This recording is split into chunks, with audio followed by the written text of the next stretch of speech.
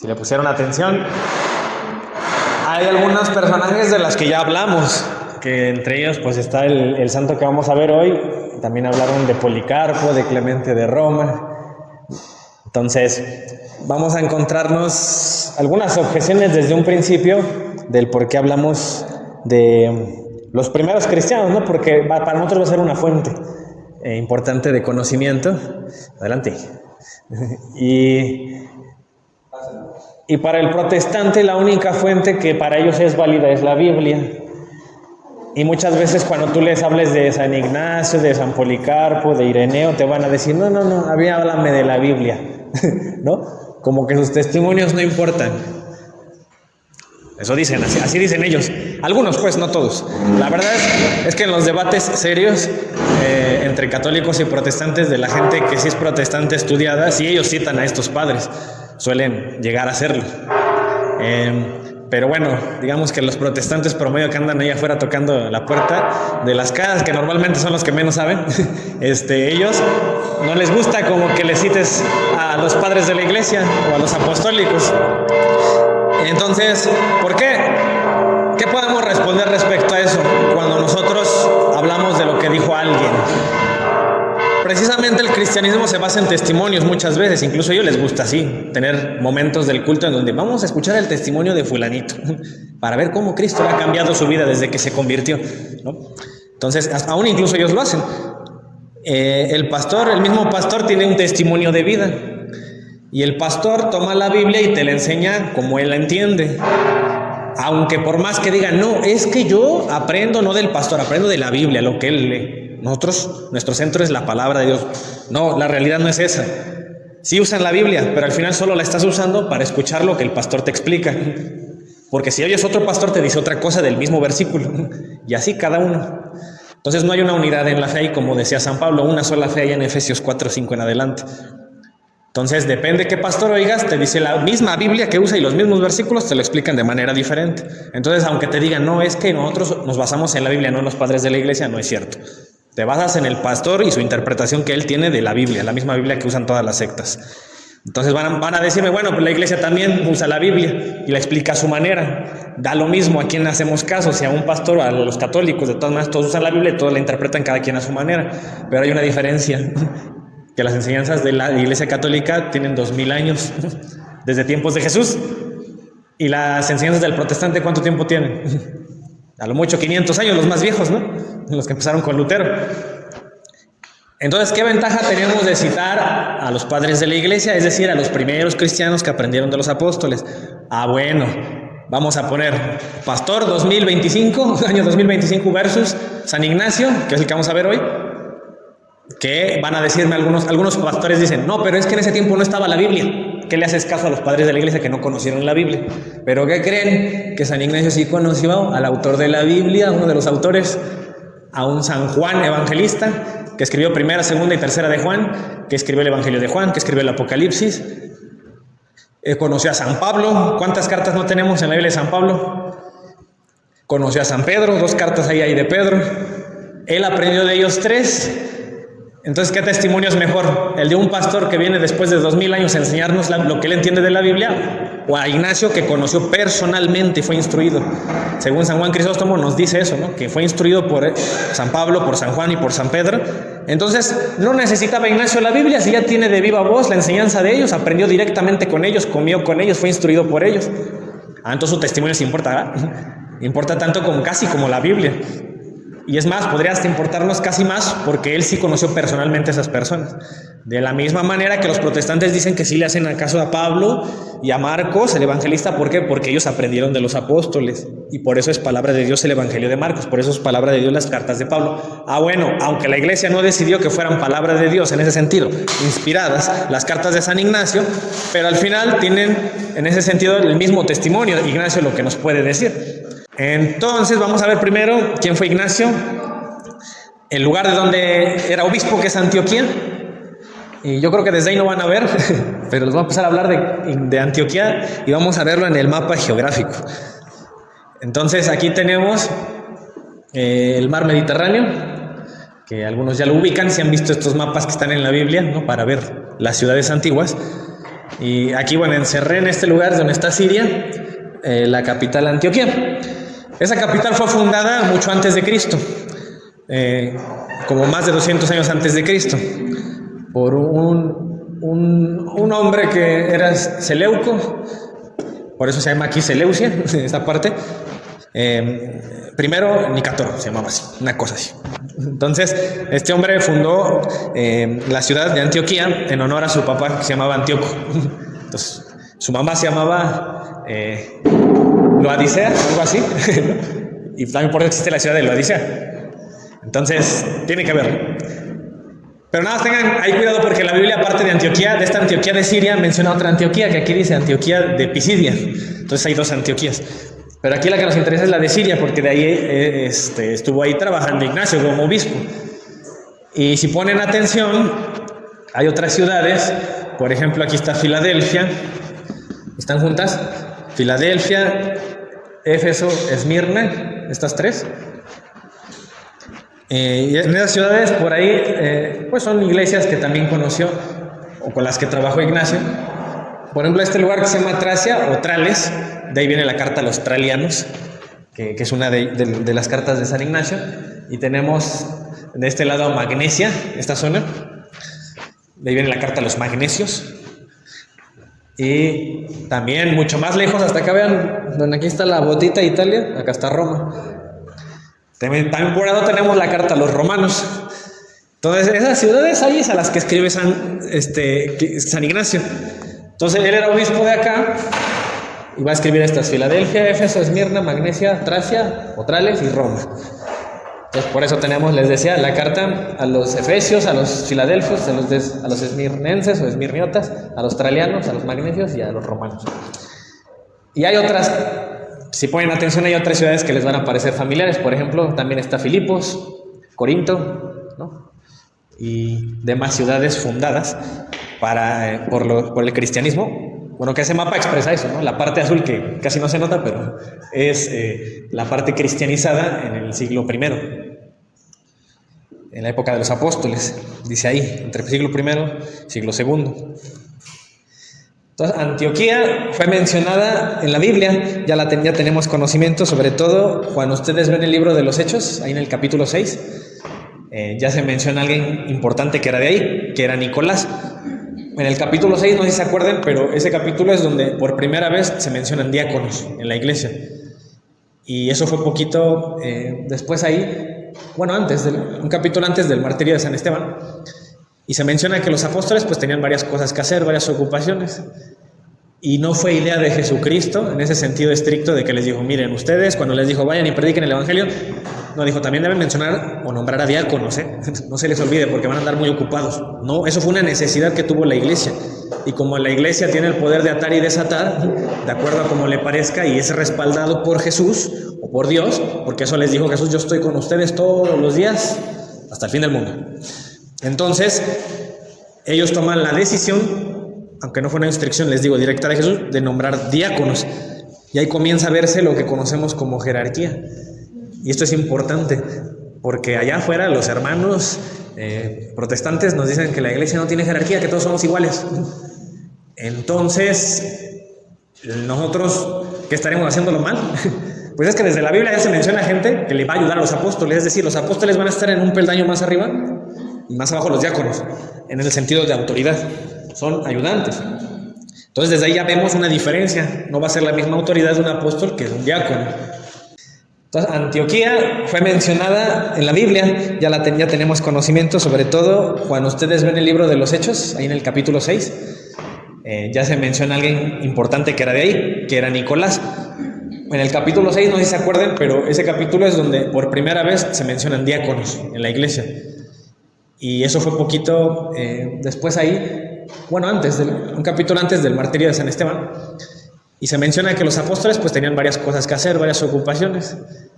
Y no fue idea de Jesucristo en ese sentido estricto de que les dijo: miren, ustedes, cuando les dijo vayan y prediquen el evangelio, no dijo también deben mencionar o nombrar a diáconos, no se les olvide porque van a andar muy ocupados. No, eso fue una necesidad que tuvo la iglesia.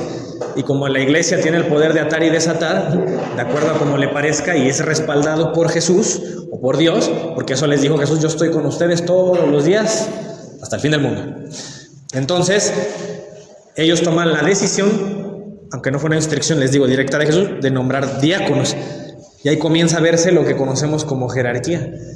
Y esto es importante, porque allá afuera los hermanos protestantes nos dicen que la iglesia no tiene jerarquía, que todos somos iguales. Entonces, nosotros, ¿qué estaremos haciéndolo mal? Pues es que desde la Biblia ya se menciona gente que le va a ayudar a los apóstoles, es decir, los apóstoles van a estar en un peldaño más arriba y más abajo los diáconos, en el sentido de autoridad, son ayudantes. Entonces desde ahí ya vemos una diferencia, no va a ser la misma autoridad de un apóstol que de un diácono.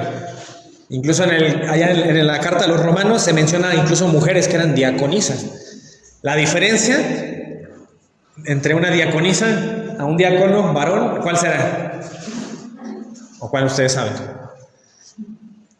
Porque luego también nos dicen eso, ay, en la Biblia hay diaconisas y ustedes no tienen mujeres diáconos. ¿Cuál sería la diferencia? Bueno, no, yo decía entre diaconisas y diáconos. Ambos pueden ser casados, ¿no? No hay problema de eso. Y eso sí lo sabemos. Y los presbíteros, pues bueno, al menos aquí en Occidente sí son célibes, pero en Oriente pueden ser casados. Entonces, la diferencia es que los diáconos varones sí tienen el orden, sí es un sacramento lo que ellos reciben. Las mujeres no es un sacramento propiamente. O sea, no se le ordena a una mujer y se le impone en manos para enviarla como diaconisa. A un hombre sí. ¿Por qué? Pues pregúntenle a Jesús, ¿para qué escoge hombres? ¿No? Bueno, es que en el sentido de la iglesia primitiva sí les llama diaconisas la Biblia. Y pone a Febe, ¿no? Como ejemplo, ahí en la carta a los romanos. Pero en realidad lo que ahí quiere decir Pablo es que son gente que le ayuda a los apóstoles. Como tenemos en la iglesia mujeres que ayudan, casi siempre son mujeres. Entonces, los hombres en ese sentido sí es que como el orden sacerdotal es el único sacramento que sí tiene niveles, que presenta 3 niveles, entonces el primero es el diácono. Todos los sacerdotes pasan por ahí, son diáconos transitorios, algunos se quedan como permanentes. Ya después pasan a presbíteros y solo algunos cuantos pasarán a ser obispos, si acaso. Bueno, el caso es que el capítulo 6, me desvío un poco, habla del nombramiento de estos diáconos, entre ellos Esteban, que después va a ser martirizado, ¿no? Es el que le avientan piedras y pronuncia la misma frase que Jesús, perdónalos, porque no saben lo que hacen. Pero fíjense, aquí menciona Nicolás, prosélito de Antioquía. Entonces ya desde allá, ya los visitaba una persona de Antioquía, que es un prosélito, alguien pues que se le evangelizó, que venía del paganismo probablemente, se hizo cristiano, Nicolás. Ya se mencionaba desde allá Antioquía, donde sí es muy claro que se menciona, ¿dónde se acuerdan? Que habla de, ¿en qué parte de la Biblia se menciona Antioquía? En un contexto histórico muy importante. ¿Qué ocurrió en Antioquía con los apóstoles? ¿Sí recuerdan? Como lo llaman por primera vez. Ajá, exactamente. La primera vez que se nos llamó cristianos fue en Antioquía. Entonces, Antioquía fue una ciudad pionera, de las primeritas que llegó el cristianismo. Cuando los apóstoles salen, de los primeros lugares a los que fueron, Antioquía. Entonces ya se imaginarán que Antioquía tiene pues los templos de los más antiguos. Ahí llegó Pedro a fundar la iglesia. Después de Pedro, ordenan a un tal Evodio. Él fue el primer obispo de Antioquía y después de Evodio ya fue San Ignacio. Eso de acuerdo al testimonio de Eusebio de Cesarea en su famosa obra esta de historia eclesiástica, que él ya nos lo mencionaba. Trató de hacer una recopilación histórica de la historia de la iglesia y es un testimonio súper importante que lo van a escuchar muchísimo cuando empiecen a estudiar la Biblia, o a los padres de la iglesia van a decir, de acuerdo a la historia eclesiástica de Eusebio de Cesarea. Pues vamos a basar también nosotros en esa obra que es muy antigua. Él fue un obispo de Cesarea que vivió por ahí del siglo 3, 4, más o menos. Todavía es más o menos cerca a los apóstoles y él ya había recopilado información de estos personajes. Fíjense que ahí en Hechos, lo que mencionaba hace rato Rigo, en el capítulo 11, menciona, ¿no? Dice aquí, ahora bien, los que habían sido esparcidos a causa de la persecución que hubo con motivo de Esteban, después del martirio de Esteban, dice, pasaron hasta Fenicia, Chipre y Antioquía, no hablando a nadie la palabra, sino solo a los judíos. Entonces, así comenzaron, ¿no? Convirtiendo a judíos. Ya después se dieron cuenta, ¿no? Que también los paganos, bueno, ya se les había dicho, o ya había indicios de que también Cristo había dicho, pues que a todas las naciones. No dice, pero había entre ellos unos varones de Chipre y de Cirene, los cuales cuando entraron a Antioquía, hablaron también a los griegos, anunciando el evangelio del Señor Jesús. Y la mano del Señor, dice, estaba con ellos, y gran número creyó y se convirtió al Señor. Y así es como se va esparciendo el cristianismo. Ahí continuamos en el verso 22 en adelante, dice, llegó la noticia de estas cosas a oídos de la iglesia que estaba en Jerusalén, y enviaron a Bernabé, que fuese hasta Antioquía. Esta ciudad también por eso es importante.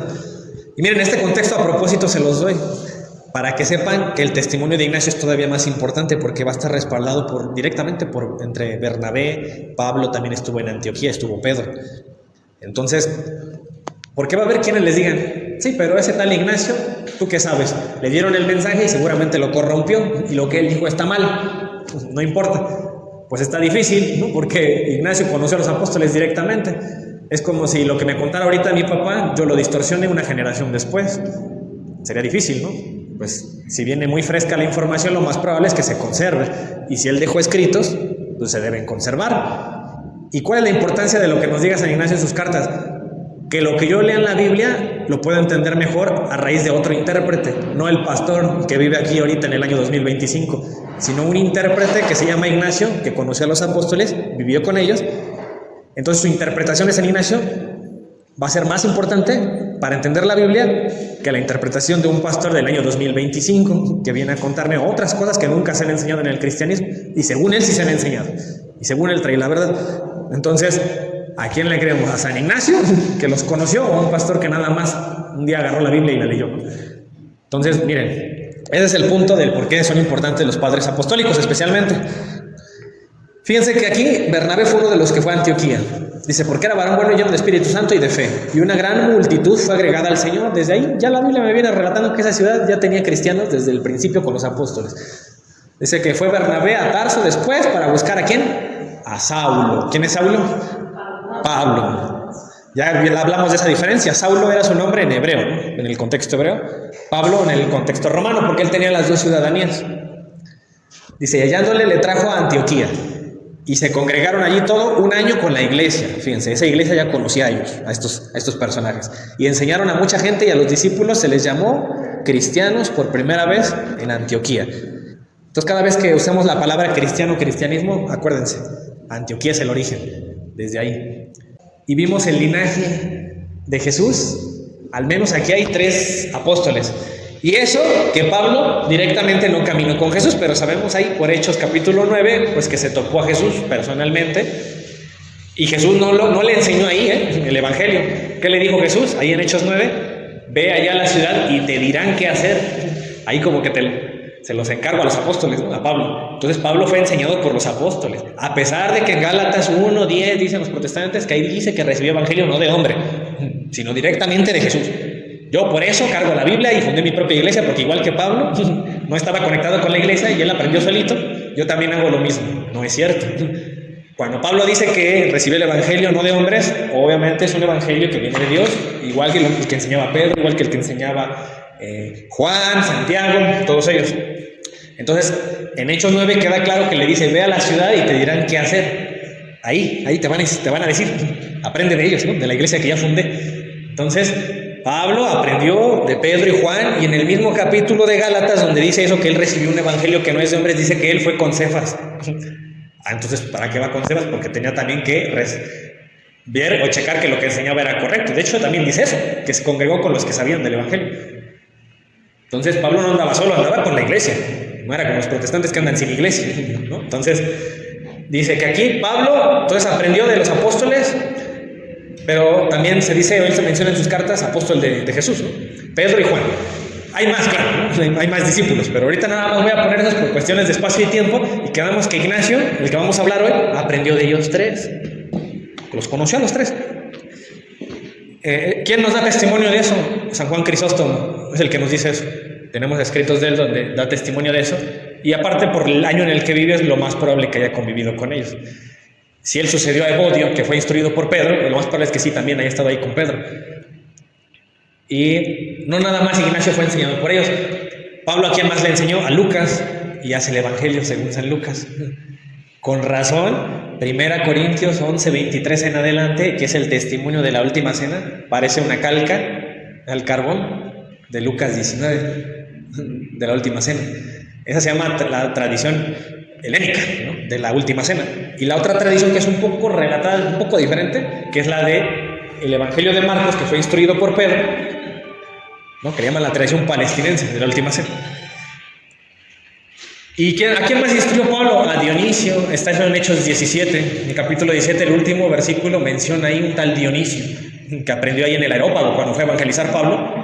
Y ya lo mencionamos, a Dionisio el Areopagita. También tenemos sus escritos, ¿y qué creen? No muchos lo saben, pero dicen, es que Ignacio de Antioquía fue el primero que mencionó a la iglesia como católica. No, fue Dionisio. Antes del 110 ya Dionisio, por ahí del año 50, ya le hablaba a iglesia católica. Pero popularmente los apologistas de este tiempo mencionan a Ignacio, ¿no?, que fue el que popularizó el término católico, ahí en la carta a los de Esmirna, que también la vamos a ver más adelante, no la vamos a ver. ¿A quién más instruyó? A Timoteo, le escribió, al menos tenemos conocimiento de 2 cartas, ¿no?, que están en la Biblia. Esas la iglesia se las puso como palabra de Dios. Le escribió a Tito, bueno, le instruyó a Filemón, y aparte, si ustedes ponen atención en cada una de estas cartas, a Filemón, a Tito, a Timoteo, manda saludos a muchos otros que también conoció y les instruyó, que no los voy a poner aquí por cuestión de tiempo y de espacio, pero también se sobreentiende que Pablo tuvo más discípulos que les manda saludos y que también lo conocieron directamente. De ellos no tenemos escrito o constancia, pero seguramente aprendieron.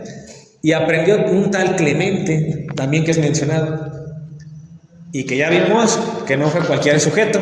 Clemente se hizo obispo también. ¿De qué? Obispo de Roma, por lo tanto fue papa. Entonces, el primero fue Pedro, después Lino. Desde la muerte de Lino, Clemente, el que está ahí. Y Clemente conoció a Pedro y a Pablo, a los dos, miren, tanto a Pedro como a Pablo. O sea que es de la misma generación de Ignacio, ¿no?, que todos ellos, los discípulos de apóstoles. Vean cómo se va propagando el cristianismo. Entonces, un tal Juan Marcos también aprendió de Pedro. Hizo un evangelio según San Marcos, que es el que tenemos en la Biblia. La iglesia sí decidió ponerlo ahí como palabra de Dios. Vamos con Juan. El apóstol Juan, al menos le conocemos a estos discípulos, que uno es Ignacio, otro es Papías de Hierápolis. Vamos a hablar también más adelante de los escritos de Papías y de Policarpo de Esmirna, que es otro que ha convertido un montón de gente protestante al catolicismo. Y yo, así como cuestión personal, así les digo, yo cuando estaba estudiando estos temas, por ahí en la pandemia, mientras estábamos encerrados, que fue la primera vez que me empecé a ver libros, especialmente de exorcística, de apologética, y estudié. Cuando me topé con el tema de la Eucaristía, pues vi lo que enseñaban los pastores en el protestantismo acerca de la Santa Cena y lo que enseñan los católicos. La verdad es que cuando uno ve de primera vista lo de cómo enseña la Iglesia Católica la Eucaristía, pues tú piensas que es una locura, porque dices, bueno, yo nunca he visto algo así como... O sea, tú esperas ver algo sobrenatural, como que veas la sangre y la carne de Cristo, porque así dicen los católicos, ahí está el cuerpo y la sangre de Cristo. Y yo dije, bueno, pues al final es una interpretación de que digan, esto es mi cuerpo, pues lo entienden así los católicos, los protestantes pues no ven nada, pues dicen es simbólico. Pero todo cambió cuando leí a San Ignacio de Antioquía, porque ahí fue cuando comprendí que yo podía entender a Juan a través de su discípulo Ignacio. A través del discípulo entendemos al maestro. Y cuando Ignacio te dice que es el cuerpo y la sangre de Cristo, puedes entender que siempre se creyó eso toda la vida y hasta apenas lo cambiaron y ya dijeron que no, que es un símbolo. Dije, pues con razón los católicos enseñan eso y con razón la Iglesia Católica es la que trae la verdadera interpretación de la Eucaristía. Efectivamente, porque desde la primera generación ya vemos que ellos enseñaban eso. Entonces, ¿qué andamos haciendo en el protestantismo? Que no te ofrece la sangre y la carne de Cristo. Entonces, eso es lo que debemos preguntarnos. Y también habíamos visto, esto ya se los había mostrado en el pizarrón, que Policarpo tuvo otro discípulo, que es Ireneo, de León. Y este tuvo contacto con dos, Hipólito de Roma y Justino Mártir. Ya hablamos de estos. Justino Mártir, vimos un documento que es un debate que tiene con un judío que se llama Trifón, pues se llama Diálogo con Trifón, ese documento. Hipólito de Roma también tiene algunos escritos, después los vamos a ir viendo con calma todos, pero dan buenos testimonios. Por ejemplo, Hipólito de Roma dice que les imponían la mano a los bautizados, ¿no? ¿Y eso qué es lo que nosotros conocemos como confirmación? Los obispos dicen que hacían eso, no los sacerdotes. Pues con razón, hasta la fecha lo hacemos. El obispo es el que confirma. Después del bautismo viene la confirmación. Entonces significa que sí enseñaban confirmación, ¿no? Desde bien temprano en la iglesia. Aunque los protestantes dicen que no es sacramento, que eso no existe en la Biblia. Pero vemos que ya lo enseñaban los cristianos. Hipólito de Roma tuvo contacto con otro buen teólogo, que es Orígenes. Y vean, hasta ahí, más o menos ya llegamos casi al siglo IV. Desde Jesús, todo el linaje de personas, hubo seguramente muchas más que no conocemos, o sí los conocimos por escritos, pero no conocemos sus escritos de ellos, o las enseñanzas exactamente. Pero al menos lo que alcanza a sobrevivir, tenemos razón suficiente para dar testimonio de que todos ellos enseñaron doctrina católica. Entonces, si ahí está la doctrina católica, no tengo por qué andar en otras corrientes cristianas que no enseñen eso. Y bueno, solamente algunos puntos importantes de quién fue Ignacio. Fue mencionado por Policarpo, ya ven que era su compañero. Policarpo tiene una carta que hizo a los filipenses. Ahí menciona a Ignacio y recomienda sus cartas, que hay que leerlas, que dice que tienen mucha fe y son edificantes. Y ahí sí hay testimonio muy bien de quién fue Policarpo. También lo menciona Eusebio de Cesarea, incluso lo menciona como un hombre importante. Y también habla de Ignacio, ahorita lo vamos a ver también en ese documento, esa parte. Ireneo y Orígenes también lo mencionan brevemente. Y ya los que sí dan testimonio directo y de que dejó cartas y de que era un hombre muy importante, pues ya fue Juan Crisóstomo, San Jerónimo también, Teodoreto de Ciro. Y pues mencionan especialmente el testimonio de estos personajes. Ellos sí atestiguan, dicen que sí hubo un contacto y fue instruido por los apóstoles, Ignacio, por eso lo sabemos. Y este autor, Eusebio de Cesarea, que es el que les vengo mencionando, dice suele ser el más importante entre los eruditos, y esto ha sido así en líneas generales desde que comenzaran en el siglo XVI las disputas entre católicos y protestantes. Entonces, esa es una obra de historia eclesiástica sumamente importante para la fe. ¿Qué nos dice Eusebio? Vamos a ver ahorita un fragmento de historia eclesiástica en el libro 3. Si quieren que yo les paso este documento de la historia eclesiástica, yo lo tengo en el electrónico. Ahí en su libro 3, en el capítulo 22, dice: pero de los antioquenos, desde Evodio, primero, que fue instituido, fue el primero, ¿no? Por eso sabemos que fue Evodio, porque él nos da testimonio de eso. En el tiempo de que hablamos, era muy conocido el segundo, todavía más importante y más popular. ¿Quién? Ignacio. Ahí nos empieza ya mencionando a un tal Ignacio. Allá más adelante, en el capítulo 36 de ese mismo libro 3, dice: esto es lo que se refiere a Ignacio. Después de él, recibió la sucesión del episcopado de Antioquía, Eros. Miren, aquí es importante también por la antigüedad de este documento, que entonces ya tenemos un linaje. Fue Pedro, después funda ahí Pedro la iglesia, ¿no? En Antioquía. Después nombran a Evodio, después a Ignacio y después a Eros, el siguiente obispo. Pero sí, pongan atención a los detalles. ¿Qué dice aquí? Después de él recibió la sucesión. Significa que por sucesión se nombra a las personas. Siempre fue así. No dice, Eros tomó la Biblia por su cuenta y hizo su iglesia. No. Primero lo nombra alguien que ya existe. ¿Quién? Ignacio. En ese momento, el colegio de apóstoles o de gente que estuviera de responsable en ese momento. Ya hay sucesión ahí, según el testimonio de Eusebio. Ahí continuamos leyendo más adelante y dice Eusebio: brillaba por ese tiempo en Asia Policarpo. Vamos a volver a ver esta cita cuando hagamos la carta de Policarpo a los filipenses. Dice, discípulo de los apóstoles. Entonces Eusebio da testimonio de que efectivamente Policarpo era discípulo de los apóstoles, al que habían confiado que el episcopado, o sea, era obispo de la iglesia de donde, de Esmirna, los testigos oculares y ministros del Señor. Y fíjense, todavía aclara, eran testigos oculares, todavía vivía gente que conocía a Jesús en ese tiempo. A la vez, dice, adquiría notoriedad, ¿quién? Papías, obispo de la iglesia de Hierápolis, que es el otro personaje que les digo que más adelante vamos a ver, Ignacio. Y aquí sí, subrayo, el hombre más célebre.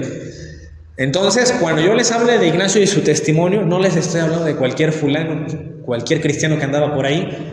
¿Y por qué van a decir eso los protestantes? No, pues, ¿qué tal si él se corrompió? No, estamos hablando del hombre más importante de todos. Por lo tanto, su testimonio representa toda la iglesia y todo el cristianismo de ese momento.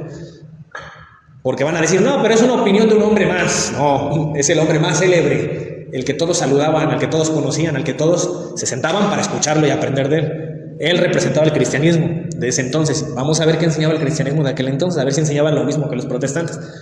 Dice, el hombre más célebre para muchos todavía hasta hoy. ¿Cuándo vivió Eusebio? Y dice, todavía hasta hoy. Después de 4 siglos, sus enseñanzas de Ignacio prevalecían. Entonces Ignacio les enseñaba la palabra de Dios, aunque no existía la Biblia, porque la Biblia existió hasta mucho después, ¿no? Fíjense, se murió Eusebio y todavía no existió, el Papa Damaso todavía no decía que era palabra de Dios.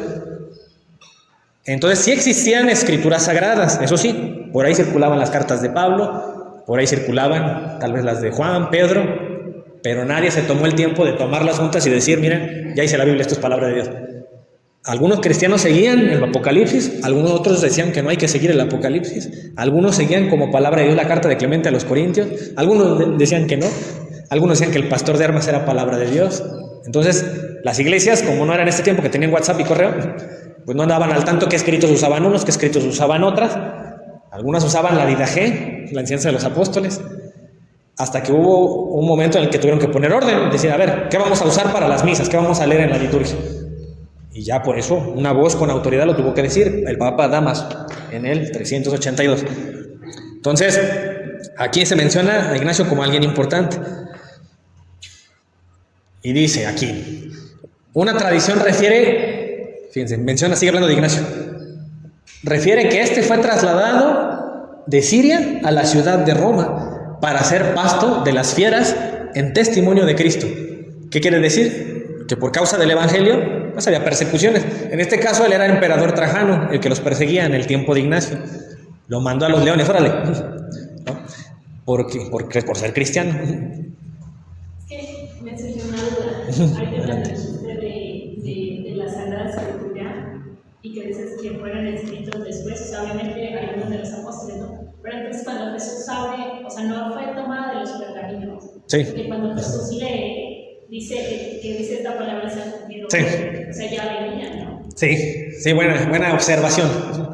¿Qué existía como escritura o sagrada escritura? Los judíos solamente tenían un canon, bueno, para ellos era su canon. ¿Cuál era? ¿Qué es para nosotros? El Antiguo Testamento, ¿no? Las escrituras hebreas. Pero cuando digo que no existía Biblia, me refiero a que no existía el Nuevo Testamento como lo conocemos hoy. O sea, la recopilación. Sí existían los libros por ahí sueltos, ¿no? Que las cartas de Pablo andan por allá, que andan por acá. A lo mejor esas eran las más populares. Pero no todos conocían las cartas del Apocalipsis, por ejemplo, que fue escrito hasta el 90. No todos tenían en estima la carta de Hebreos. Los mismos judíos tenían 2 cánones, ¿no? Y otra observación es que entre algunos judíos había desconfianza de ciertos libros que fueron escritos un poco después. ¿Cuáles? Los deuterocanónicos que llamamos ahorita, ¿no? Entonces, por eso está esa disputa entre protestantes y católicos por libros del Antiguo Testamento que son 7, ¿vale? Entonces Jesús lee. ¿Qué leyó Jesús esa vez? ¿Sí se acuerdan? Leyó el libro de Isaías. Ajá, del Antiguo. Sí. Leyó Isaías 61:1, que dice, el Espíritu de Yahvé reposó sobre mí, ¿no? Y les dijo, ahorita se acaba de cumplir lo que estoy leyendo en mí. Pero Isaías hablaba de él mismo como profeta. Bueno, significa que una profecía tanto aplicaba como en Isaías como en Jesús, ¿no? Que es lo que conocemos como tipología cuando estudiamos la Biblia. Entonces, ¿qué significa eso? Que tenían las escrituras y leían los judíos eso, enseñaban la Torá, los Nebim, los Ketubim, y no todos los judíos estaban de acuerdo en eso. Había judíos que solo enseñaban el Pentateuco. Hasta dentro del tiempo de Jesús sí había corrientes de judaísmo. Pero bueno, Jesús le leyó Isaías y les empezó a enseñar que ahí se cumplía. Porque ellos solamente tenían eso como escritura sagrada y algunos judíos. Pero cuando ya llega Jesús, el pueblo elegido ya pasa a ser la iglesia, ¿no? En el cristianismo. Entonces la iglesia ahora decide y tiene la autoridad, ya no los judíos. Entonces, ¿por qué los protestantes dicen que se basan en los judíos? Los que crucificaron a Jesús, que no lo querían. Como ellos usaron menos libros, nosotros usamos ese canon. Y los católicos, como siguen la autoridad de los apóstoles, pues sí usamos los 46 libros, ¿no? Del Antiguo Testamento, y no los 39 que ellos usan. Pero bueno, haciendo un paréntesis en eso, entonces tenía la escritura hebrea, pero el Nuevo Testamento no estaba recopilado, que eso vendría después. Entonces, si la iglesia hubiera decidido, Damaso hubiera dicho, ¿sabes qué? Agrégale las cartas de San Ignacio porque también enseñan palabra de Dios. La verdad es que los protestantes ahorita las traerían en sus Biblias, pero como no lo decidió así, Damaso tomó el canon de San Atanasio, bueno, la recopilación que él había hecho y dijo, esto va a ser palabra de Dios, quítenle la Didache o aumentenle el Apocalipsis, los que no lo tienen, deben agregárselo, Entonces así quedó, con 27 libros, ¿no? El Nuevo Testamento. Jesucristo se refería y tomaba citas bíblicas o citas pues, de los pergaminos del Antiguo Testamento, salmos, ¿no? Hacía oración. Pero obviamente sabemos que en ese tiempo, en el año, por ejemplo, en el 33, en el 32, ¿no? Que tenía 22 años, pues no existía el Evangelio de San Mateo, vamos a decirlo así. No existía el Evangelio, los 4 Evangelios, menos las cartas de Pablo. Pablo fue 30 años después. Sí. Entonces todo eso, esos 27 libros del Nuevo Testamento, conforman la Biblia, que ahorita es lo que la Iglesia fue la que dijo que esto es palabra de Dios, incluyendo el Apocalipsis, ¿no? Que, como decían, no, muchos ni lo leían ni lo tomaban como palabra de Dios. Entonces a eso se refiere, a eso nos referimos cuando decimos que la Biblia la hizo la Iglesia.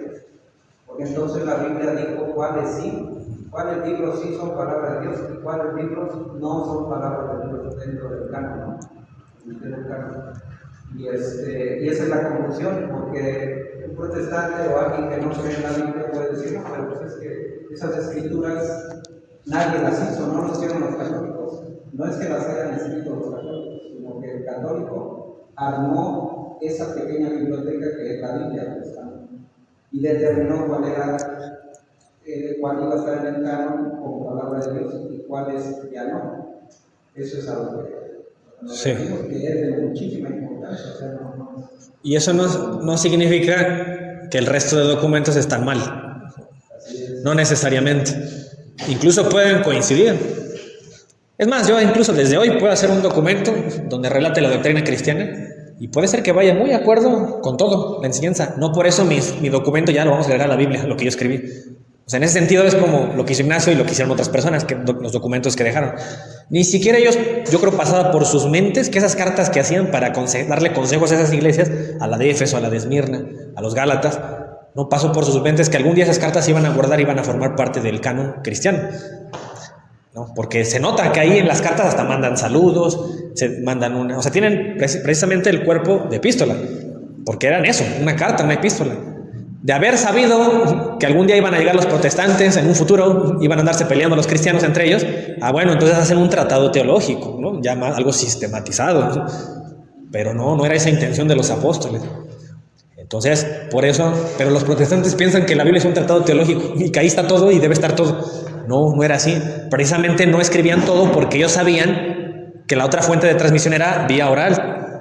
Por eso leíamos la otra vez en las cartas de Juan, especialmente en la segunda carta de Juan, ahí en el capítulo 12 y en la tercera de Juan, en el capítulo 13, que él les dice, hay muchas otras cosas que les quiero decir, pero no, se los voy a escribir, se los quiero decir de viva voz. O sea, prefieren eso. ¿Y qué vamos a hacer si los apóstoles así enseñaban? Entonces la iglesia que no tenga esa transmisión oral no es de Cristo. Así de sencillo, no puede ser, porque ya no están enseñando como los apóstoles enseñaban. Sí, nada más, un detalle. Acuérdense que la revelación era progresiva. Dios siempre tenía en mente una congregación, una familia. Al principio sí era un pueblo, el pueblo judío, pero ahora pasó a ser la iglesia. Ya. Entonces, también es un poco, no es a lo mejor de lo más preciso o correcto decir, es que tenemos el canon judío. No, nosotros somos ya la iglesia de Cristo. Entonces, es un solo canon el que tenemos. No es que tenemos 2 cánones en la Biblia, tenemos uno solo, y es el canon cristiano. Punto. ¿Qué es el canon cristiano? El que abarca la antigua alianza, que es todo el Antiguo Testamento, como un antecedente, y ahí vienen semillas de lo que ahora son los sacramentos, las enseñanzas de Jesús, las profecías cumplidas. Todo apuntaba a Jesús. Entonces, si te das cuenta, también viene siendo algo, si todo eso apuntaba a Jesús, también viene formando parte del cristianismo. Que el pueblo judío decidió quedarse hasta ahí, pues está bien, se respeta, ¿no? Unos se quedaron ahí, unos no se convirtieron en el cristianismo. Y ya después, Pablo, Jesús, los apóstoles explican en el Antiguo Testamento cómo lo podemos entender a la luz de Cristo, ¿vale? Entonces, sí, eso es también importante mencionarlo. Lo que ahorita mencionaba Marce. Por ejemplo, ahí en Romanos, ¿alguien tiene su Biblia? Pueden abrirla en el capítulo 3. Romanos 3, verso 1. Antes de pasar en la Romanos, Ajá. ¿tú has visto qué libros tienen los libros que ellos manejan, que es la Torá? ¿Qué libros del Antiguo Testamento que nosotros tenemos tienen ellos? ¿Cuáles libros? Sí. Bueno, primero hay que aclarar cuáles judíos. Porque hasta el día de hoy hay muchas corrientes judías. Por ejemplo, si tú mencionas a los jaredíes, que son los que usan su sombrerito y sus caireles, que son los más ortodoxos, pues bueno, tendrán su canon. Cuando decimos judíos, podemos referirnos a algunos judíos, por ejemplo, que no tienen los deuterocanónicos. Y dicen los protestantes, nosotros nos basamos en ellos. Como ellos desecharon el libro de Tobías, Macabeos 1, Macabeos 2, Baruch, Judith, todos estos, eclesiástico. Entonces, hay un grupo de judíos que tendrán ese canon. El Antiguo Testamento exactamente como lo tenemos sin esos deuterocanónicos. Pero en Etiopía hay unos judíos que también dicen que son judíos, tienen el Antiguo Testamento y sí tienen los deuterocanónicos, tienen los 46, esos son los falashas, ¿no? Los judíos falashas de Etiopía tienen exactamente nuestro canon de Antiguo Testamento, 46 libros. Tal vez hay diferencias en cómo lo organizan. Por ejemplo, hay libros que los tienen fusionados y lo mencionan como un solo libro, ¿no? Así estaban organizados algunos. Pero también hay personas, por ejemplo, los que llaman, por poner ejemplo, ¿cómo se llaman estos muchachos? Los samaritanos. Todavía existe por ahí un grupo que se llama los samaritanos y ellos no tienen, solo tienen la Torá, los primeros 5 libros, el Pentateuco es la Torá. Y no siguen ellos a los profetas, a Isaías ni a Jeremías, ellos quitaron eso de su canon. Solamente siguen desde el Génesis, ¿no? Hasta libros, el Números, Éxodo, Deuteronomio, solamente tienen esos 5 y se rigen sobre esos 5. Entonces va a depender qué grupo veas, qué volteas a ver. Pero lo que sí es hecho es que si no aceptan a Cristo, no van a tener, desde luego, no van a ser ni cristianos, no van a tener el Nuevo Testamento. Son incompletos. Ajá. Incompletos somos los católicos. Entonces los católicos, como otros, y nuestra misión es enseñar de Cristo. Pues bueno, obviamente no nada más es hablar solo de Jesús. Jesús que nos dejó, su iglesia. Y hay que pertenecer a esa familia. Hay que tomar el cuerpo y la sangre de Jesús para pertenecer y actualizar la alianza, que es lo que hacemos cada misa, ¿verdad? Todos los domingos. Actualizar nuestra alianza con Jesús. Entonces fíjense, vamos a continuar. Dice aquí algo bien importante. Al ser conducido a través de Asia bajo la vigilancia cuidadosísima de los guardianes, imagínense ese escenario donde Ignacio lo apresan en Siria, lo agarran los romanos, dicen, ¿sabes? Te vamos a llevar a Roma, porque pues ya te tocó, ya te llegó tu hora, te vamos a echar los leones. Así que emprenden un camino bien largo, ya vimos el mapa, ¿no? Va a una expedición y en lo que va en ese camino, fue en el año 107, en ese camino él hace las cartas para despedirse y decirle a la gente, ¿saben qué? Pues ya me están llevando. Y lo más increíble, que por eso es Ignacio de mis santos favoritos, aparte de todo lo que nos dejó y que era excelente apologista, hizo una apología en sus cartas del cristianismo, es que les decía a todos, por favor, no hagan nada, dejen que me maten, porque a mí se me está concediendo ese honor. O sea, Ignacio no era como los cristianos de ahorita, que viene la ideología de género y no lo digas, se vayan a ofender, nos vayan a decir de cosas, nos vayan a decir homofóbicos, nos vayan a decir misóginos. No, Ignacio no le importaba nada, al punto de que no le importaba que se lo comieran los leones vivos. Él defendía el cristianismo. O sea, es un ejemplo de cristiano, de que él defiende sus ideas y está convencido de quién es Dios, que Jesucristo vino, se encarnó, y lo va a mencionar en sus cartas, que se encarnó de María, que Dios se encarnó de María, aunque no les guste decirle madre de Dios a los protestantes, pero así lo dice Ignacio, ¿qué le vamos a hacer, no? Entonces, Ignacio enseñaba doctrina católica y la defendía al punto que decía, déjenlos, yo prefiero el martirio, porque él sabía que tenía un boleto directo y no iba a pasar por el purgatorio, ¿va? Los que sufren martirio van directo con Dios, porque es la muestra de amor más grande, dar la vida por los amigos. Y efectivamente eso es lo que les dice Ignacio, yo doy la vida por ustedes. Lo vamos a leer más adelante, dice, iba dando ánimos con sus charlas y exhortaciones a las iglesias de cada ciudad donde hacían parada. Iban haciendo una parada, se aventaba un sermón, hacía cartas. Y decía, en primer lugar, los exhortaba a que sobre todo se guardasen de las herejías. Pregúntense ustedes, desde el tiempo de Ignacio hasta ahorita nosotros hacemos eso. Exhortamos a la gente que se cuiden de las herejías, de corrientes equivocadas que se dicen cristianas, pero no, nos quedamos callados. Ya no enseñamos el verdadero evangelio porque no se vayan a ofender, ¿no?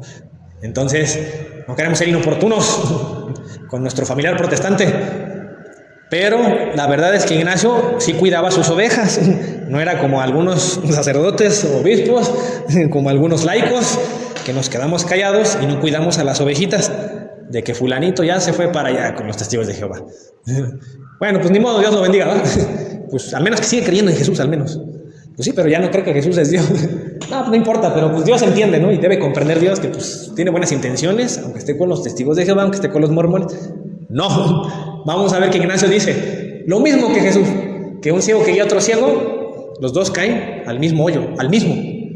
Dios no se va a andar fijando, es que fuiste tú engañado, ay pobrecito, tú pásale al cielo y el que te engañó se va al infierno. No, dice Ignacio que esas dos personas, tanto el engañado como el engañador, los dos les espera el mismo destino. Entonces cuando yo soy omiso, yo conozco la verdad, pero no ayudo al hermano, de mí está dependiendo casi que su alma se libre de ese fuego eterno. Tengo que decirle la verdad, mira hermano, no te quiero ofender, te invito a mi iglesia, te invito a un grupito ahí que tenemos de estudio bíblico los domingos con Rigo y Areli, para que aprendas de Biblia con nosotros, y ya pues, bienvenidos, ¿no? Es nuestra misión, enseñar la verdad, para librarlos de eso. Entonces vean cómo él era tan importante, tan característico eso de Ignacio, que Eusebio lo dejó escrito. Es que él hacía eso, los exhortaba que no cayeran en herejías, que precisamente por entonces comenzaban a pulular, y los excitaba a aferrarse, aférrense sólidamente a ¿qué? Aférrense a la Biblia, dijeron los protestantes, ¿no? ¿Nos dejó la Biblia Dios? No, aférrense a ¿qué? A la tradición de los apóstoles. Entonces, eso era la iglesia primitiva, aferrarse a la tradición apostólica, que en ese entonces, pues les digo, no había un canon oficial, pues era lo que nos aferrábamos. Bueno, si yo viajara en el tiempo, una máquina del tiempo, imagínense que me meto y voy con un grupo de protestantes, ¿ustedes creen que les iban a hacer caso a eso, Eusebio? ¿Hay que aferrarnos a la tradición de los apóstoles? No, porque Cristo te condenó la tradición, dicen ellos, ¿no? Según ellos, lo que entienden en la Biblia. No, aquí era lo importante, aferrarse a la tradición. Dice que por estar ya él a punto de sufrir martirio, creía necesario poner por escrito en gracia a la seguridad. Hubo una parte que dejó escrita y ahí la tenemos, ¿no? Entonces la vamos a estudiar en este pequeño curso de las cartas de San Ignacio. Hay otro hombre que escribe carta de Policarpo a los filipenses. También él, aparte de Eusebio, Policarpo habla de Ignacio. ¿Qué dice? Conforme a vuestra indicación os enviamos las cartas de Ignacio. Entonces se sobreentiende que ya las conservaban los cristianos, las consideraban importantes. ¿Por qué? Porque vienen del hombre más célebre, dice Eusebio. ¿Quién? Ignacio. Tanto las que nos escribió a nosotros como las otras suyas que teníamos en nuestro poder, todas van adjuntas a la presente. O sea que cuando Policarpo escribe a los filipenses, adjunta ahí mismo las cartas de Ignacio y se las envía, porque las consideran importantes. Eso hacía la iglesia primitiva. Dice, de ellas podréis grandemente aprovecharlos, pues están llenas de fe. Vamos a procurar hacer de cuenta que somos los filipenses. Estamos en el cristianismo primitivo. Y esto nos está diciendo Policarpo. De ellas podréis grandemente aprovecharlos, pues están llenas de fe y paciencia y de toda edificación. Es lo que vamos a hacer a partir de hoy. A leer las cartas de Ignacio porque están llenas de fe y de edificación para los cristianos. Dice, ¿qué conviene a nuestro Señor? Por vuestra parte, comunicarme lo que sepáis de cierto sobre Ignacio y sus compañeros. Ya hay alguien importante en el cristianismo que nos recomienda a alguien que también es muy importante, Ignacio, y no nos recomienda cualquier cosa. Vean sus cartas, dice, léanlas. Vamos allá a hablar de la obra de Ignacio, de sus cartas. Entonces vamos a decirlo así, que hasta nuestras manos al día de hoy, en nuestro siglo, en el año 2025, tenemos en nuestro poder, ya pasó mucho tiempo, ¿no?, de que vivió Ignacio, como era la escritura en aquel entonces. Tal vez sí circulaban varias copias de sus cartas, pero pues algunas se perdieron, algunas se degradaron. Una vez que se establece el canon de la Biblia, a lo mejor ya no se conservan igual, pero la verdad es que sí nos llegaron algunos grupos de cartas. Eso sí lo pongo, hagan de cuenta como si fueran pequeños cánones. Uno que es corto, uno que es mediano y uno que es largo. Eso también le llaman recensión. Nos llegó la recensión corta, la recensión media y la recensión larga. Las que vamos a ver hoy, bueno, no todas las vamos a ver, pero sí en este curso, son la recensión media, que de acuerdo a los estudiosos es la más aceptada, y se consideran las demás recensiones o grupos de cartas, pues no de tanta confiabilidad como la recensión media. ¿Cuáles son esas? A ver, la recensión larga son todas estas.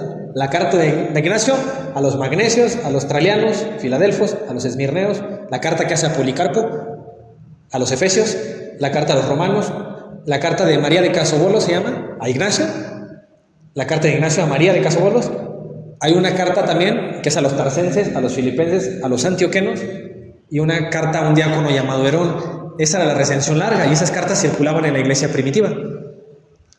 ¿Qué pasa? Que cuando ocurre esto ya se documentaba desde antes de la Reforma Protestante.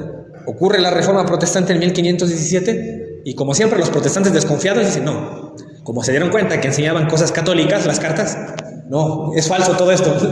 Ignacio a lo mejor ni existió, empezaron a decir algunos supuestamente estudiosos protestantes, es que Ignacio no existió, es que sus cartas son falsas, ¿no? Entonces, pues los estudios que se han hecho hasta el día de hoy, pues mucha gente sí ha concluido. ¿Saben qué es? Que eso lo dicen por prejuicios eclesiales, evidentemente, porque Ignacio enseña muchas cosas muy católicas. No conviene, ¿va? Que eso lo sepa o lo hayan conocido los cristianos. Es que ya estaba corrupto, bueno, entonces ¿por qué era el hombre más célebre del cristianismo? Estamos hablando de alguien representativo, o sea que enseñaba una buena doctrina, sana doctrina. Ahora bien, la recensión larga es esta, toda esta, la que les leí. Y esa les digo que anduvo circulando. Y la recensión larga también tiene estas cartas a los magnesios, a los efesios, tiene más información, más texto. Y la recensión media nada más tiene estas cartas, las que son aquí de los magnesios, traianos, filadelfos, esmirneos, a Policarpo, efesios y a los romanos. Estas son las que les digo que son las más aceptadas. Esas son las que vamos a ver. Las otras, la verdad es que no las tengo a la mano. Pero les digo, sería interesante un día checarlas, si algún día las tenemos. Y hubo también un tiempo en que llegó una recensión corta, que hubo un descubrimiento de que se encontró una carta a Policarpo, Éfeso y Romano. Y resulta que esta estaba incluso en otro idioma, estaba en siriaco. Y era más antigua que todas las demás. Y tú podrás pensar, ¿era la más original? No, era incluso estaba más recortada la información en cada una de ellas que las otras. ¿Por qué será que era la más antigua pero tenía menos información? Pareciera que las personas que la copiaron resumieron todavía más las cartas. Lo más probable es que sea porque en aquel entonces era muy caro manejar textos y copias de textos, por eso resumían las cartas. Pero al menos la recensión media, pues tiene estas 7 y sí tiene una información que es suficiente para conocer el cristianismo de ese tiempo y lo que enseñaban. Esas son las que vamos a ver. Solo como mención, hubo un tiempo que también en la época medieval llegó otra recensión que le llaman el Corpus Ignaciano. Pero ahí sí ha habido un consenso que supuestamente esas cartas vienen de Ignacio, en donde sí lo más probable y es casi seguro y ni siquiera se le toma en serio es que sean cartas espurias, se llaman, o falsas, que sí son escritos apócrifos. Y esa es una carta de Ignacio que escribe a Juan el Evangelista. Hay dos, la primera y segunda carta de Ignacio a Juan el Evangelista, y que supuestamente hay una carta que escribe a Santa María Virgen, y que la Virgen María le responde a Ignacio, una carta. Entonces también están esas cartas. Pero les digo que la opinión, y como data del siglo XII, o sea, es muchísimo tiempo después, lo más probable es que hayan sido falsas y las escribieron después. Pero supuestamente vienen de Ignacio de Antioquía. Pero bueno, eso lo van a encontrar ustedes cuando estudien estos temas. Vimos que ya Ignacio hizo unas cartas, tenemos algunas y vamos a tomar en cuenta solo algunas para motivos de estudio. Y ahora vamos a hablar un poquito de su muerte o su martirio. Esto ya se lo leí, no se lo voy a volver a leer, nada más quiero subrayar esto, que dice: una tradición refiere que este fue trasladado de Siria a la ciudad de Roma para ser pasto de las fieras. Y siempre estuvo vigilado, vean, por guardianes. Y ya estaba a punto de sufrir el martirio, y es cuando hace sus escritos. Y menciona también ahí Eusebio que cuando la expedición esta que llevaba preso a Ignacio se detuvieron en Esmirna, dice que ahí en Esmirna escribió estas cartas a Éfeso, a Magnesia y a Tralles. Esas las vamos a ver, no se les olvide. Vamos a ver la carta a los Efesios, a los Magnesios, a los Traianos. Dice, además de estas, escribió también a la iglesia de Roma. Vamos a ver esa carta a los romanos. Hoy vamos a ver si nos da tiempo, aunque sea los primeros capítulos de la carta a los Efesios. Vamos a ver que desde ahí enseña cosas bien interesantes. Y dice ahí que esa expedición, dice, esto escribía la ciudad mencionada a las iglesias que hemos enumerado. Dice, que hallándose en Esmirna, después fueron a otra ciudad que se llama Tróade. Ahí escribe la carta a Filadelfia y a Esmirna. Y escribe, obviamente, ahí en Esmirna, ¿quién estaba? Policarpo, de obispo. Entonces, ahí ya le escribe a los de Esmirna y a Policarpo, y ya se completan las 7, con esas, las 7 cartas. Dice ahí que en la misma obra de Eusebio, dice, también Ireneo reconoce su martirio y hace mención de sus cartas cuando dice así. Entonces, aquí tenemos a Eusebio citando a Ireneo. Dice, como dijo uno de los nuestros. ¿Quiénes eran los nuestros? Pues uno de los cristianos. Dice, condenado a las fieras por su testimonio en favor de Dios, trigo soy de Dios. y por los dientes de las fieras soy molido para ser hallado como pan puro. Eso es lo que escribió Ignacio, bueno, Ireneo cita, y también Eusebio, que lo había hecho Ignacio. Y ya para finalizar esta introducción, dice aquí, y Policarpo hace mención también de esto, en la carta que se dice de él, dirigida a los filipenses, cuando dice: os exhorto pues a todos vuestros a obedecer y a ejercitar toda paciencia lo que visteis con vuestros ojos, no solamente en los bienaventurados, Ignacio menciona, Rufo y Sósimo. Lo interesante, miren, es que en la iglesia primitiva, cuando se le dice a alguien bienaventurado, no es como, bueno, aquí ahorita lo entendemos como que alguien con fortuna, con suerte, pero es que en la iglesia primitiva, bienaventurado también era la persona que ya sabíamos que estaba en gloria de Dios. Entonces, decían eso. Policarpo así se expresa de Ignacio, y es bienaventurado Ignacio, como a la Virgen María, bienaventurada quién eres. Y dice acá, sino también en otros de los vuestros, y en el mismo Pablo. Fíjense en qué año escribió Historia Eclesiástica, y ya se menciona a Pablo también como escritos importantes. No dice Eusebio, las cartas de Pablo de la Biblia, no, la Biblia no existía, acuérdense, en ese entonces. Es que tengo como una duda, bueno, no duda, es chismosa, ¿no? Es que ahorita mencionas que fue llevado a Roma para ser devorado, ¿no? Y obviamente, justo a los cristianos, era en Roma donde, pues el circo romano, sí. Pero dices, bueno, ¿cómo si, por lo menos ahorita nuestra sede principal como católicos es Roma? Entonces, ¿cómo, o sea, ellos mismos mataron a los cristianos, fueron en contra y ahora la sede de los cristianos? Sí. Sí, bueno, yo ahí le agregaría pues la parte simbólica, ¿no? De que justamente el Imperio Romano era lo que sometía, ¿no? Al menos esa zona, y controlaba, así hasta que llegó Constantino, que dijo, ya le vamos a parar a las persecuciones, allá en el 313, y Constantino dice, ya no vamos a perseguir por cuestiones de fe. Y ya, fue lo único que hizo él. Pero los protestantes, no es que él fundó la iglesia católica. Él se hizo católico. No es cierto, nunca fue católico, Constantino. Nunca lo fue. Constantino solamente se dejó bautizar hasta el hecho de su muerte.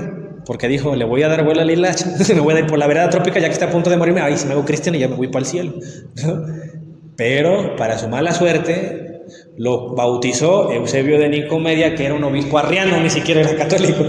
Entonces su bautismo ni siquiera era válido. Y se murió Constantino sin ser cristiano jamás. Nunca fundó, no puede fundar algo de lo cual nunca él formó parte. Entonces, Constantino, quedamos, cuando vimos la línea del tiempo, que él detuvo las persecuciones, pero quien sí oficializó el cristianismo como religión del Imperio Romano fue Teodosio, ¿sí se acuerdan? ¿Que lo vimos? Fue uno después. Y él sí, en el edicto de Tesalónica, ¿sí se acuerdan? Y ya después en el edicto de Constantinopla, el mismo Teodosio dice que ahora no solamente el cristianismo ya es nuestro, o ya es parte del imperio, ahora vamos a perseguir a los que no sean cristianos, ahora fue al revés. Entonces, eso fue en esos edictos, que ya los vimos. Entonces, fíjense que justamente cuando leamos la carta a los romanos, van a ver cómo San Ignacio menciona la iglesia de Roma, y van a decir, ah, caray, ¿por qué dice esto de la iglesia solamente de la de Roma y no de las demás? ¿Por qué será? Porque la de Roma es la importante, es la sede, donde está la autoridad. Y vean, desde aquí también ya se mencionaba que estos apóstoles, menciona Pablo, junto a ellos dice, están ya en el lugar que les es debido, junto al Señor. También Ignacio, ¿no? Todos ellos se sobreentienden. Con el cual padecieron. Entonces nos debe quedar eso en la mente. A ver, si ellos están en el lugar de Dios, con Dios, por lo que padecieron, pues con razón, el cristiano tiene una fe mártir. Siempre, toda la vida la vamos a tener. No importa en qué periodo de la historia estemos. Y hasta el día de hoy seguimos recibiendo persecución, ¿verdad? Entonces, tenemos que tomar la misma actitud de todos estos héroes de la fe. Ellos literalmente dieron su vida. Entonces, hagan ese ejercicio y ahora que vayan a la Eucaristía, antes de tomar el pan y el vino, acuérdense que hubo un hombre devorado por las fieras y gracias a su granito de arena, tú ahorita tienes la Eucaristía. Sobrevivió el cristianismo. Por gente que sí no le importó nada y dieron sus vidas. Entonces, ya a partir de ahí, la Eucaristía, espero que les guste más. Porque ese es el punto, ¿no? Nuestro centro de fe es la Eucaristía. Entonces dice, porque no amaron este siglo de acá, sino aquel que murió por nosotros y por otros también resucitó, por obra de Dios. Entonces dice, no se amaron a sí mismos ni el tiempo en el que estuvieron, solo les importaba estar con Dios. Y por eso, bueno, San Ignacio se la representa así. Y por casualidad, obras de la casualidad, que se me ocurrió dar este tema, no me acordaba que en octubre se celebra San Ignacio, el 17, próximamente. Tendremos su fiesta. Y va a haber chinelos y fiesta. Dice, bueno, esta es la bibliografía que voy a estar usando, que usé, de los padres apostólicos, que también cuando gusten les comparto los libros, la historia eclesiástica. Este es de uno que se llama Juan José Ayán, y este es el más popular, de los más populares, Daniel Ruiz Bueno. Vamos a ir en ese orden, que les mostré la recensión media de la carta de Ignacio a los Efesios. Son capítulos cortos, y también los dividieron, algunas versiones los tienen divididos como versículos. Fíjense, cuando empieza el saludo de la carta ahí a los Efesios, dice Ignacio, por sobrenombre, portador de Dios. Algunas traducciones de las cartas de Ignacio dicen Teófilo. Bueno, el caso es que eso significa portador de Dios.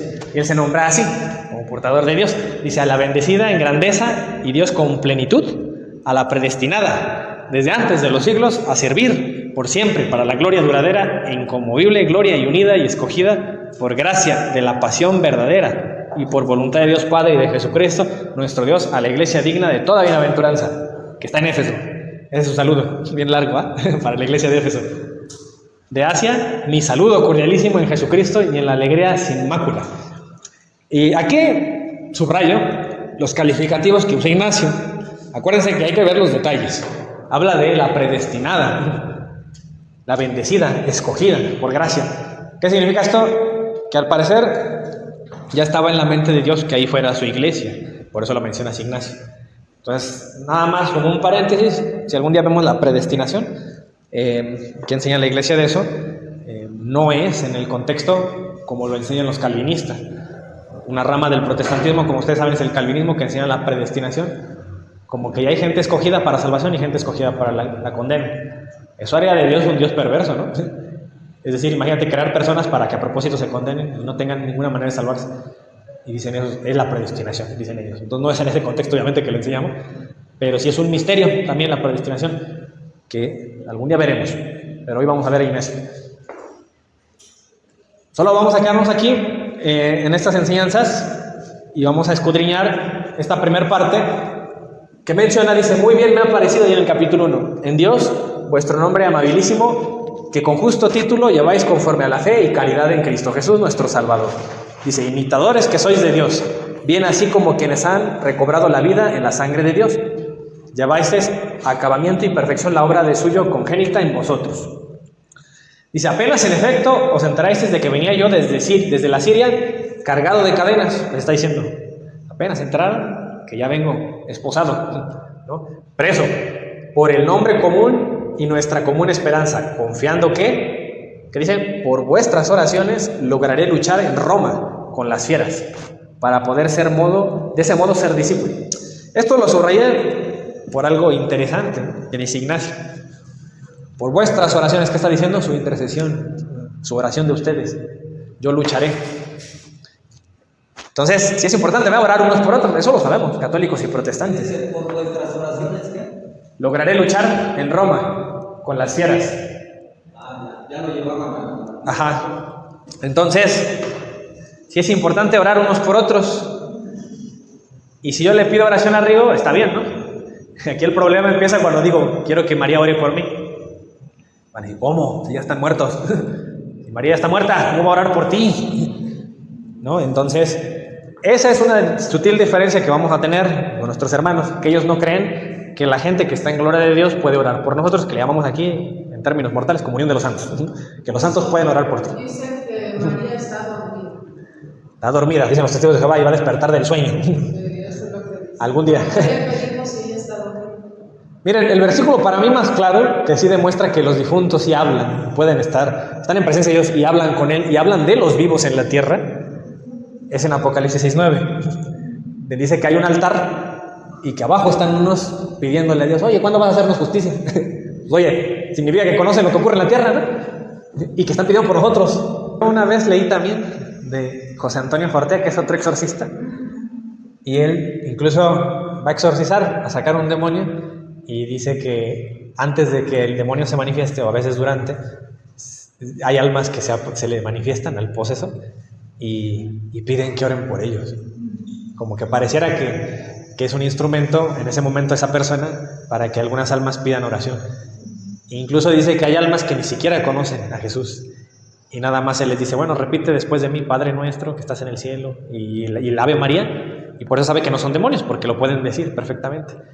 Y que aún mismo dentro de esa misma posesión, de esa misma manifestación, las mismas personas a través de él, de la persona, hablan y dicen, ya puedo ver la luz, ¿no? Ya puedo acercarme.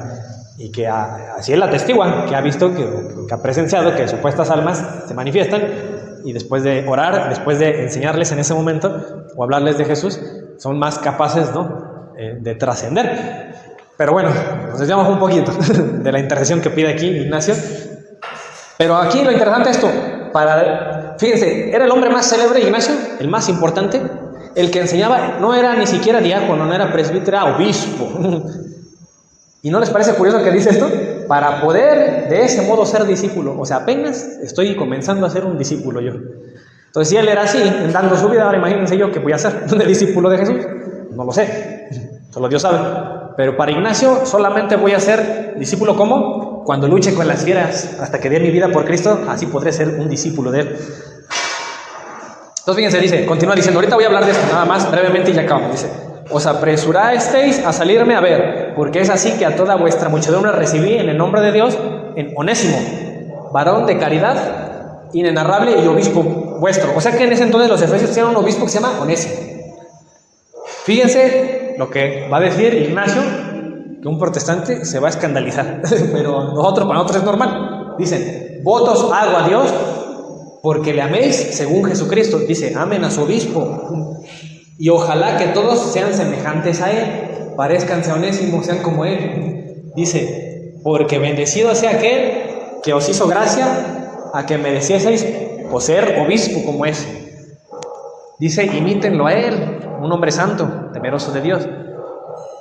¿Qué dirá un protestante? No imiten a los hombres, solo a Jesús, ¿no? Entonces siempre va a haber esa dicotomía del protestante decir los hombres nada, solo Jesús.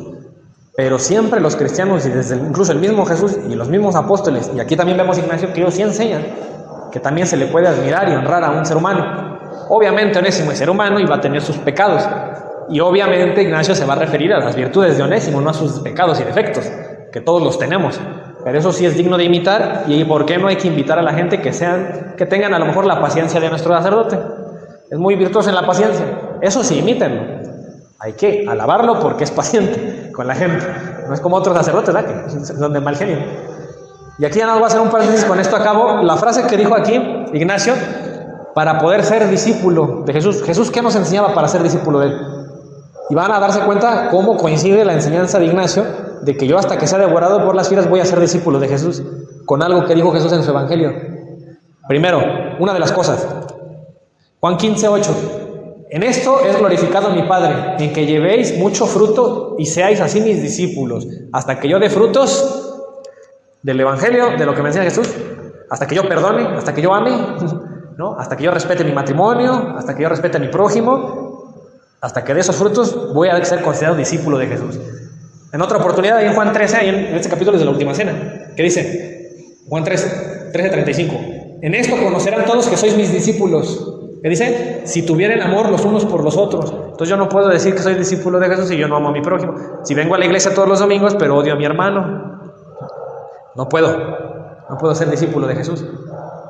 En Juan 8:31, ¿qué les dice? Dijo entonces Jesús a los judíos que habían creído en él, si vosotros permanecéis en mi palabra, seréis verdaderamente mis discípulos. ¿Qué quiere decir Jesús? Si ustedes permanecen en mis enseñanzas, en lo que yo les diga, van a ser mis discípulos. Pero ¿qué pasa cuando alguien me engaña y me dice, no, es que esto enseñó Jesús y no es su palabra? ¿Pueden ser discípulos si enseñan otra cosa o otro Jesús? ¿Otra versión del evangelio? No. Por eso es tan importante que yo me preocupe por qué me enseñan en la iglesia a la que pertenezco y asegurarme de que de verdad son enseñanzas de Jesús. No porque yo lo leí en la Biblia y yo lo entendí así. No, también esa iglesia tiene que tener una conexión con Cristo y los apóstoles para estar seguros que tiene la enseñanza de Cristo. Y aquí viene el pasaje por el cual seguramente Ignacio decía eso. Hasta que yo sea entregado a las fieras y luche con ellas, seré considerado discípulo. ¿Cuándo dijo eso Jesús? En Lucas 14:26. Si alguno viene a mí y no aborrece a su padre y a su madre y mujer y a hijos y hermanos y hermanas y aún también su propia vida, si no aborreces tu vida, no puedes ser mi discípulo. ¿Y qué hace Ignacio? Se estaba entregando a las fieras, estaba aborreciendo su propia vida. ¿Por quién? Por Jesús. Por eso dice, llegaré a ser apenas discípulo de Jesús. Y el que no lleva su cruz y viene en pos de mí, no puede ser mi discípulo.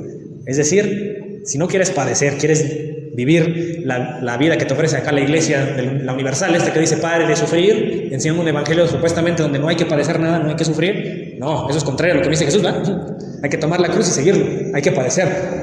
Que cuando tú te haces católico y vienes de una familia protestante, te vuelves el enemigo de tu familia por Jesús. Cuando tu razón es Jesús, no hay problema. Cuando tú le aconsejas a tus hijos, mira, es que debes vivir en castidad y tu hijo no está de acuerdo, mira, es que debes de respetar, no debes vivir en adulterio, debes respetar a tu esposa y tu hijo no te hace caso, te vuelve su enemigo por Jesús. Por eso dice que te va a hacer enemigo de tu papá y de tu mamá por enseñar lo que Jesús enseñaba. Entonces ahí ya empiezas a ser discípulo de Jesús. Y ni modo, nos peleamos a veces con la gente de nuestro propio hogar, ni siquiera hay que irnos lejos. Entonces, Ignacio se refería a eso, apenas seré discípulo, ahora que me maten. Y hasta ahí vamos a dejar.